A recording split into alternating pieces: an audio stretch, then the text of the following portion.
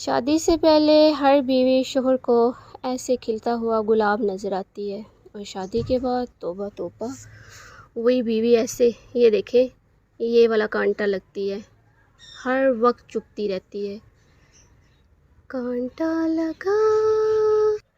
अब उनको सीधा कैसे किया जाए, तो सारी मेरी बहनों देख लो, ये है स्ट्रेटनर।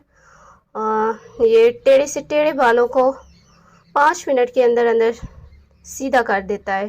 तो शादी के बाद आप लोग भी अपने शोहर को अगर सीधा करना चाहे तो स्ट्रेटनर से करें, और ऐसा सीधा होगा कि ज़िंदगी में कभी उल्टा होने की सोचेगा भी नहीं। और